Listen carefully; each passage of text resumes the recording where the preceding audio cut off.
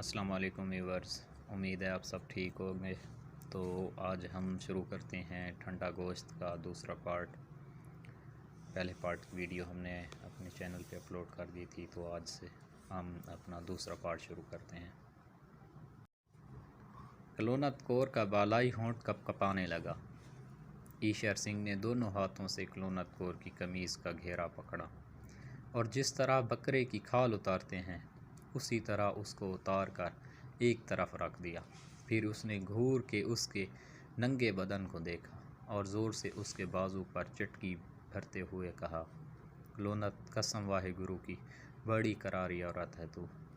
کلونت کور اپنے بازو پر ابھرتے ہوئے لال دھبے کو دیکھنے لگی۔ بڑا ظالم ہے تو ایشر سنگھ۔ ایشر سنگھ نے اپنی گھنی کالی مونچھوں میں مسکرایا، ہونے دے آج ظلم، اور یہ کہہ کر اس نے مزید ظلم ڈھانے شروع کر دیے۔ کلونت کور بالائی ہونٹ دانتوں تلے کچکچایا، کان کی لوؤں کا کاٹا، ابھرے ہوئے سینے کو بھنبھوڑا، بھرے ہوئے کولہوں پر آواز پیدا کرنے والے چانٹے مارے، گالوں کے منہ بھر بھر کے بوسے لیے، چوس چوس کر اس کا سارا سینہ تھوکوں سے لوتھڑا دیا۔ کلونت کور تیز آنچ پر چڑھی ہوئی ہانڈی کی طرح ابلنے لگی، لیکن ایشر سنگھ ان تمام ہیلوں کے باوجود خود کے اندر حرارت پیدا نہ کر سکا۔ جتنے گور اور جتنے داد اسے یاد تھے، سب کے سب اس نے پیٹ جانے والے پہلوان کی طرح استعمال کر دیے، پر کوئی کارگر نہ ہوا۔ کلونت کور نے، جس کے سارے بدن میں تار تن کو خود بخود بج رہے تھے، غیر ضروری چھیڑ چھاڑ سے تنگ آ کر کہا، ایشر سنگھ کافی پھینٹ چکا ہے، اب پتہ پھینک۔ یہ سنتے ہی ایشر سنگھ کے ہاتھ سے جیسے ہی تاش کی ساری گڈی نیچے پھسل گئی۔ ہانپتا ہوا وہ کلونت کور کے پہلو میں لیٹ گیا اور اس کے ماتھے پر سرد پسینے کی لیپ ہونے لگی۔ کلونت کور نے اسے گرمانے کی بہت کوشش کی مگر ناکام رہی۔ اب تک سب کچھ منہ سے کہے بغیر ہوتا رہا تھا، لیکن جب کلونت کور کے منظر بعمل اعضاء کو سخت نا امیدی ہوئی تو وہ چھلانگ کر پلنگ سے نیچے اتر گئی۔ سامنے کھونٹی پر چادر پڑی تھی، اس کو اتار کر اس نے جلدی جلدی اوڑھ کر اور نتنے پھیلا کر بپھرے ہوئے لہجے میں کہا، ایشر سنگھ، وہ کون حرام زادی ہے جس کے پاس تو اتنے دن رہ کر آیا ہے اور جس نے تجھے نچوڑ ڈالا ہے؟ پھر ایشر سنگھ پلنگ پر سے لیٹا ہانپتا ہوا۔ اس نے کوئی جواب نہ دیا۔ کلونت کور غصے سے ابلنے لگی، میں پوچھتی ہوں، کون ہے وہ جڈو، کون ہے وہ لفتی، کون ہے وہ چور پتا؟ ایشر سنگھ نے تھکے ہوئے لہجے میں جواب دیا، کوئی بھی نہیں کلونت، کوئی بھی نہیں۔ کلونت کور نے اپنے ابھرے ہوئے کولہوں پر ہاتھ رکھ کر ایک عزم کے ساتھ کہا، ایشر سنگھ، میں آج جھوٹ سچ جان کر ہی رہوں گی۔ کھا واہے گرو جی کی قسم، کیا اس کی تہ میں کوئی عورت نہیں؟ ایشر سنگھ نے کچھ کہنا چاہا مگر کلونت کور نے اس کی اجازت نہ دی۔ قسم کھانے سے پہلے سوچ لے، میں بھی سردار نہال سنگھ کی بیٹی ہوں، تکہ بوٹی کر دوں گی اگر تو نے جھوٹ بولا۔ لے اب کھا واہے گرو جی کی قسم، کیا اس کی تہ میں کوئی عورت نہیں؟ ایشر سنگھ نے بڑے دکھ کے ساتھ اس بات میں سر ہلایا۔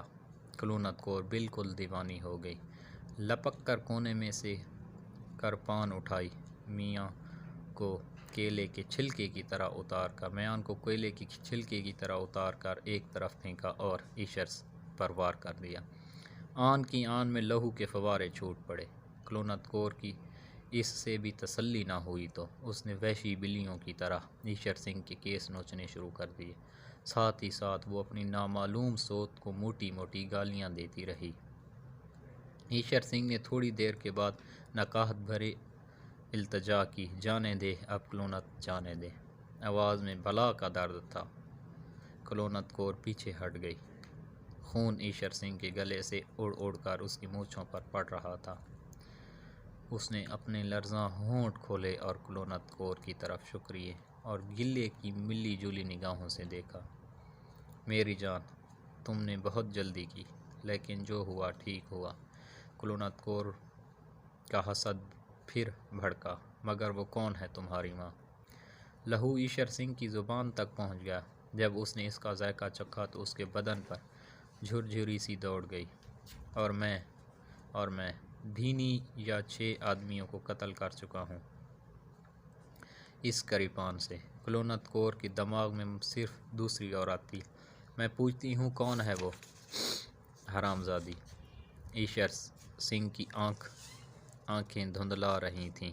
ایک ہلکی سی چمک ان میں پیدا ہوئی اور اس نے کلونت کور سے کہا، گالی نہ دے اس بھڑوی کو۔ کلونت چلائی، میں پوچھتی ہوں وہ کون ہے؟ ایشر سنگھ کے گلے میں آواز رند گئی۔ بتاتا ہوں، یہ کہہ کر اس نے اپنی گردن پر ہاتھ پھیرا اور اپنا جتیا خون دیکھ کر مسکرایا۔ انسان ماں بھی ایک عجیب چیز ہے۔ کلونت کور اس کے جواب کے منتظر تھی۔ ایشر سیاں تو مطلب کی بات کر۔ ایشر سنگھ کی مسکراہٹ اس کے لہو بھری مونچھوں میں زیادہ پھیل گئی۔ مطلب ہی کی بات کر رہا ہوں، گلا چرا ہے اور ماں یا تیرا۔ اب دھیرے دھیرے ہی ساری بات بتاؤں گا۔ اور جب وہ بات بتانے لگا تو اس کے ماتھے پر ٹھنڈے پسینے کی لیپ ہونے لگے۔ کلونت، میری جان، میں تمہیں نہیں بتا سکتا میرے ساتھ کیا ہوا۔ انسان کڑی یا بھی ایک عجیب چیز ہے۔ شہر میں لوٹ مچی تو سب کی طرح میں نے بھی اس میں حصہ لیا۔ گہنے پاتے اور روپے پیسے جو بھی ہاتھ لگے میں نے تمہیں دے دیے، لیکن ایک بات نہیں بتائی۔ ایشر سنگھ نے گھاؤ میں درد محسوس کیا اور کراہنے لگا۔ کلونت کور نے اس کی طرف توجہ نہ دی اور بڑی بے رحمی سے پوچھا، کون سی بات؟ ایشر سنگھ نے مونچھوں پر جمے ہوئے لہو کو پھونک کے ذریعے سے اڑاتے ہوئے کہا، جس مکان پر میں نے دھاوا بولا اس میں 7 آدمی تھے، 6 میں نے قتل کر دیے۔ اسی کرپان سے جس سے تو نے مجھے چھوڑ، اس سے سن، ایک لڑکی تھی بہت ہی سندر، اس کو اٹھا کر میں اپنے ساتھ لے لیا۔ کلونت کور خاموش سنتی رہی۔ ایشر سنگھ نے ایک بار پھر پھونک مار کر مونچھوں پر سے لہو اڑایا۔ کلونت جانی، میں تم سے کیا کہوں، کتنی سندر تھی۔ میں نے اسے بھی مار ڈالا۔ پر میں نے کہا نہیں ایشر سیاں، کلونت کور کے تو ہر روز مزے لیتا ہے، یہ میوہ بھی چکھ لے۔ کلونت کور نے صرف اس قدر کہا، میں اسے کندھے پر ڈال کر چل دیا۔ راستے میں کیا کہہ رہا تھا میں؟ ہاں، میں راستے میں نہر کی پٹڑی کے پاس تھوڑ کی جھاڑیوں میں تلے میں نے اسے لٹا دیا۔ پہلے سوچا کہ پھینٹوں، لیکن پھر خیال آیا کہ نہیں۔ یہ کہتے کہتے ایشر سنگھ کی زبان سوکھ گئی۔ کلونت کور نے تھوک نگل کر اپنا حلق ترک کیا اور پوچھا، پھر کیا ہوا؟ ایشر سنگھ کے حلق سے بمشکل یہ الفاظ نکلے، میں نے پتہ پھینکا، لیکن اس کی آواز ڈوب گئی۔ کلونت کور نے اسے جھنجھوڑا، پھر کیا ہوا؟ ایشر سنگھ نے اپنی بند ہوتی ہوئی آنکھیں کھولیں اور کلونت کور کے جسم کی طرف دیکھا، جس کی بوٹی بوٹی تھرک رہی تھی۔ وہ مری ہوئی تھی، لاش تھی، بالکل ٹھنڈا گوشت۔ جانی، وہ مجھے اپنا ہاتھ دے۔ کلونت کور نے اپنا ہاتھ ایشر سنگھ کے ہاتھ پر رکھا جو برف سے زیادہ ٹھنڈا تھا۔